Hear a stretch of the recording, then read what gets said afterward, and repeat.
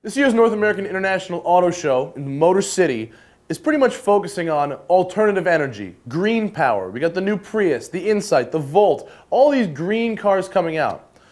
But I wouldn't be doing my job if I thought that you guys gave half a crap about green cars. I know I don't. What do I want and what do you want? We want horsepower, right?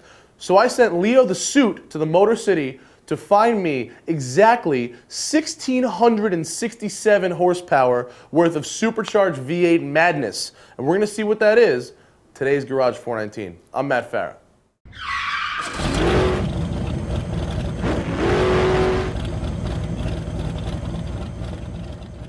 There's one car that I have waited since I saw the first spy photo of. I've said, this is the car I have to see. This is the car I have to drive. It would be the Mercedes-Benz SLR McLaren Sterling Moss Edition. Qualifies for the most uselessly long name in car history, except for the BMW X6 blah blah blah, whatever that is. Anyway, I sent Leo the suit to talk to a ridiculously tall German about what it's like to go 200 plus miles an hour with no windshield. Leo, let's go to you. I'm here with Michael Scheer, Head of Development for the SL line of Mercedes, and he's got a little story about this car and some facts to share. Michael, thank you for talking about the car. Now, you've been with this car, engineering it from a long time back. As a driver of this car, how tunable is it when you take it out on the track or the street? I mean, are there adjustments that a driver can make, or is it all just, we've done the work, this car is going to go? There's not a lot of adjustments that he can do. Okay. As on the SLR, we still have the air brake. Okay. So you can put the air brake on a driver's downforce mode, but that's it. The rest of the car is actually, well, what you can do as in any standard SLR as well, you can tune the transmission a little bit. Okay. We don't have the buttons in the center console anymore, so everything has to be done on the steering wheel, a bit Formula One-like. I've heard that you have been a helmet in the car around the Nürburgring. Yeah. So tell me a story about driving this car in the Nürburgring. What comes to mind? Well, the funny thing is that with my initial laps, I've been fairly slow actually. And you don't need to admit that. Well, I didn't actually know why that is. So I investigated that a little bit, and the thing is, it's simply an open car. Okay. So the perception of speed is so much higher than in a standard car, where you have a windscreen and you're really, sheltered. Whereas this, you experience everything. You experience the speeds completely different to in any other car, and I think that is a part of the unique driving experience that you got in this car. You're really close to everything surrounding you. How close to terminal did we get? Did we get up to the 300 kilometers? On the Nordschleife? Yes. Yeah. So the race car in me has to ask the question with the little visors. Helmet buffeting? Helmet lift? Or no, was it not at all. Not at all. So aerodynamically, the good thing is, work? You shouldn't actually drive the car with a helmet. It's not considered that a helmet is necessary in that car. Interesting. Okay. Well, the reason for that is, the engineering reason for that is, we kept the crash pulses of the car completely unchanged. Okay. So obviously with a helmet, the weight of your head would change. So in an impact, your head would be heavier and the neck injury levels, they would be more severe than in a standard car, obviously. But you don't need to wear a crash helmet. That's the good thing about it, and that's where we invested quite a lot of energy into it. You can drive, well, I, with my size, can drive the car up to 130 without even glasses. So from 130, you would need sunglasses. We deliver the car with goggles, actually, with goggles and a leather cap. Okay. And up to 240, you can even drive just with sunglasses. You don't need a leather cap. But then the vortex of this little windscreen, then you get a little bit of buffering on your ears, so a leather cap is sufficient to make the buffering go away up to top speed. Very cool. But when we do development tests, obviously we take the risk and we drive with a crash helmet. With prototypes, you never know what's going to happen. So that is a safety first. So my last two pieces, with all the success and history of Mercedes racing, why Moss, why this car, why now? Well, that is when you need to look at what we initially had planned with the SLR. Okay. The name is not done by accident. Okay. Obviously we wanted to show in 55 we had a connection of Formula One and road cars, because this is the birth actually of the SL. And I would be remiss if we didn't show you the door opening. It is so cool. Please. It certainly is. But we kept that as well unchanged to the SLR. It's got a different hinge concept now because we don't have an A-pillar anymore. But that is such a unique feature of the car that we wanted to keep that. And the machining is so cool. It is a work of art, actually. I appreciate your time. Best of luck. Thank and you. again, forever jealous that you've been around the north side. Thank you. So let me get this straight. 200 miles an hour, 617 horsepower, no windshield and no roof, and you want me driving this thing without a real helmet, but with some sort of goggle and leather dome piece, World War I, Indiana Jones kind of contraption? No, no thank you. I will take my helmet and I will put my foot to the floor. Moving right along, a car that doesn't require a helmet. Now, I've never been that into Jaguars. They've never really done it for me when it comes to a performance sports car. And then they took their new model range, the XK and XF, and then they added a little something that they like to call an R. And what does that R mean? Well, that R means 510 supercharged horsepower out of a 5-liter V8. And in fact, if you delimit that engine and crank up the boost just a little bit, you can take the Jaguar XFR to Bonneville and you can run 225 miles an hour in a Jag. That's crazy.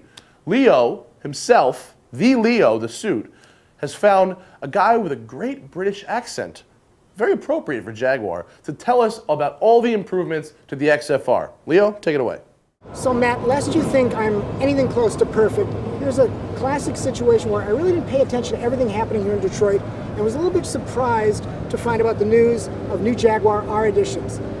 Fortunately, everyone else was aware of the hot stuff coming, and we're here with Mick Moan, head of product development for Jaguar, and we're standing next to the XFR, and it's a quite cool car. Now, everyone knows about Jaguar style and design, and everyone can check the specs, but I'd love to talk to you about how this new car feels and how it performs. Good. So, talk to me. We've got supercharger, we've got all the technical things. How's this car going to drive? Well, I mean, the 10mm XF with the XFR, we've got the new generation of Jaguar 5-litre V8 engines. We've got over 510 PS horsepower, so these cars are very, very, very quick. We've got a 0 to 60 time off the line in 4.7 seconds, and the key thing about the engine and about the way that we set the car up, you've got a lot of transient response on the car. Okay. So the car's very quick in gear. So if you're travelling between 50 to say 70 mile an hour, it'll do that in just under 2 seconds. That's a real quick response rate. Talk to me, as you talk about transient, talk to me about the chassis. How's this car going to feel? Well, we've took the opportunity with the increased torque and power on the engine to change the chassis setup on the car. We've sharpened the steering, we've got a quicker steering rate on the car, we've stiffened the riding dynamics, and we've been able to do that because we've got full adaptive damping on this car, so that's effectively CVD. Yeah. And then we've coupled that together with an electronic active differential on the end of the car. So that basically manages the torque going into the rear axle. So explain CVD, what are those? Well, it's full adaptive damping on the car. Okay. So basically, there's a number of sensors on the car, sensing the way the car's performing, the way it's driving, and it adapts the damping. So it stiffens it if you're going around tight corners, or it makes it a little bit softer if you're on a smoother road. With all this technology, all this computerization, did we take it to a racetrack to test, or did we do simulations on the computer to dial this thing in? We do the lot. I mean, we start with simulations, then we start with real tests. Jaguar's got a test facility at the Nürburgring in Germany, where we do all of our final testing, so we're not short of ways to prove these cars out. So does the head of development get to do a lap in the Nürburgring? Every now and again you get that opportunity. That's part of the joys of the job. And is there a quotable time that we need to discuss here with this car? Not that we're going to share today. Who's your competition here? I mean, to be very literal, if I'm thinking about this car, am I comparing it to which BMW, or am I looking at competition? I think this car's got a kind of unique position in many ways on the XFR, but I'd say if you were going to pick a car from the BMW range, it'd probably be the M5, which is a very fine car, but we think we've delivered a car here that can compete against it. And not to sell any of the features and benefits short, but which one should people really pay most attention to? Is it the engine? Is it something we haven't talked about? What's the coolest part of this to you? I think the engine's at the heart of the story. That's providing the power and the torque, but really it's the sum of all its parts. And you've got to look at the car as a whole, and to really understand what that's about, you've got to drive it and test it. Now, not to challenge you on this, but we saw the Bonneville car in the corner. Yeah, sure. No offense. Why take this car to Bonneville? Why not? We really wanted to see how quick the car could go. We were so impressed with the way that this car was proving through its development cycle. We thought, well, let's see how quick we can get the car. Well, and that becomes a real question. how stock, how modified was that car that did 225 and change? 225 mile an hour over a 6 mile straight. Basically, the car was a production prototype. It was one of the cars we used to sign this vehicle off. Okay. None of the internals on the engine have changed. There was stock model. There was some minor change. We took the catalysts off the car. We disconnected the aircon. We had a little play around with the supercharger pulley, but fundamentally, the car is as you go and buy. Obviously, the aerodynamics in the car are slightly different, but it's lowered, and there's a big tail at the back of the car. But it's a pretty impressive figure, and we were delighted to get it so quick. So when will this car be blasting past me on the road? We go into production in later this month. It goes on sale in the UK in the middle of March, and we'll start to see it in the US in around about the May time frame this year. Will we see a goodly number in the US? I'd hope so, depending on demand. I mean, I think there'll be a good reaction to this car we have. Thank you. Thank you very much. There's no doubt the XFR is a fast beast. 510 horsepower is not shabby by anyone's standards, and the Bonneville car is certainly impressive. What I'd like to see is how fast the new XFR will actually go if you don't crank up the boost and if you don't recalibrate the software. Just delimit it, stock trim, and a standing mile. That'll make me happy. Anyway, when we come back in Garage 419, we're going to talk about the new 2010 Shelby GT500 with my homie, Jim Owens, Vice President of Marketing for Shelby Automotive. Stick around. Frog and I had a bet, I lost, and this is payback. By losing this bet, you've given me an opportunity to teach people about cars using the most tried and true method of all, primal urge. It's all about not being a severe driver. And sometimes we have to remind ourselves. Sensitivity training. Carroll Shelby and his crew have been putting big horsepower into Ford products for the past 40 years and change. And the most recent addition of the Shelby GT500 is no exception. 540 horsepower, a revised suspension, a new bodywork that in my opinion looks pretty nice. Car looks like it's going to be a winner. So what we're going to do right now is throw it back to Leo the Suit, who's talking to Jim Owens, VP of Marketing for Shelby Autos, to tell us about the similarities and differences between the 09 Shelby GT500 KR and the 2010 GT500. Leo? Jim Owens from Shelby Autos has taken some time to talk to us further about the Mustang GT500. Thanks. Oh, we're so glad that you guys are out here. Now, has Matt ever recovered from falling in the pool out in Terlingua, Texas? Matt didn't tell me about the pool, so we're going to have to start with the story first, but not right now. Listen, I'm going to draw an analogy. I have a black and white picture of the Shelby crew working on the Ford GT at Daytona in '65 when you won that prototype class.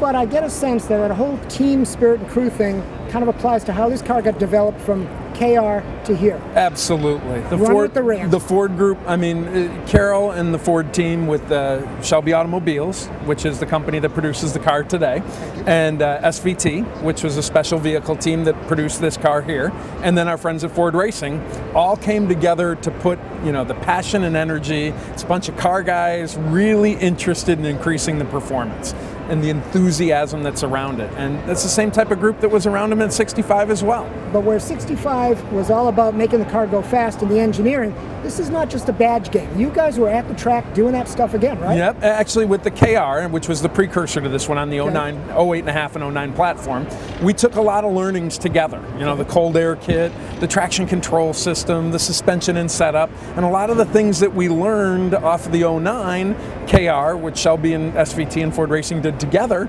are in this car today. And so, in fact, we had them side by side out at the test track. Well, that was going to be my question. You actually did some A/B testing? We had a bunch of the cars together, and two of them were, one was the KR and one was the 010 version, and we had, you know, myself, Gary Patterson, Kerry, Jamal, some of the test engineers who shall remain, you know, anonymous right now, who know who they are. But there was a festival of helmets. It was helmets. It was helmets. It was let's say aggressive activity, trying to make sure who was the quickest and the most consistent, which is important in testing.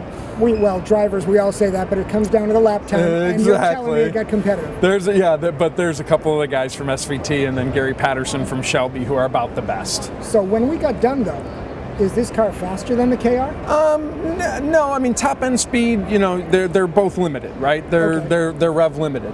Each car has its own attributes. Now the KR is a track car. I mean, you start with the tennis shoes, right? It's got to be the shoes, and you know, Goodyear compound for that KR is substantially different. It was pulling sustained over 1G for the KR, which is a little bit less than this one is. We have different shoes. The suspension's a little bit more aggressive in the KR because this is going to be a road car as well as, you know, the 010 is a road car that people can cruise in, and a track car. The KR was more purpose-built to be road and track, and I'm sorry, track and road instead of road and track. Yep. But I don't want to put words in your mouth, but I'm not giving up a lot to drive this car on the road. No, oh no. The trade-off is, I mean, again, you get behind the wheel of this car, and I've had the luxury of being able to drive this in many iterations, and it is incredible. The increased performance over the outgoing, 40 horsepower, you know, 510 foot-pounds of torque, stronger on the skid pad. All of those items add up to a very good driving experience, track and road. KR's just a little bit more purpose-built. I mean, they haven't removed my license yet. Good. Okay, so I can't wait to drive the thing. I'm sure Matt's, you know, itching to get behind the wheel of this car. Come back out to Las Vegas with us, and we can take you in both the GT500 010 and the KR, and we can have some fun out at Las Vegas Motor Speedway. And Matt, if you'd like to match lap times, I'm ready to go. Well, thanks, Jim. Always good to have you back on the program. And thanks, Leo, for being our man on the scene over in Detroit. One thing, though, I got to go ahead and call out Jim on this one. He won't say it, but I would put my hard-earned money, well, hard-earned is a very relative term in this case, but I would put my money that the new GT500 is every bit as good as the 2009 KR for just over half the price. Having said that, I will happily accept your offer to come test them side by side on the racetrack of your choice. Now, the question of the week. You guys, let's just say hypothetically they gave me the keys to a GT500 to do anything I want with. What would your ultimate Shelby road trip be? I want to hear your suggestions. Leave a comment below. And until then, thanks to all our automotive representatives. Thank you, Leo. I am Matt Farah, and you have been watching Garage419.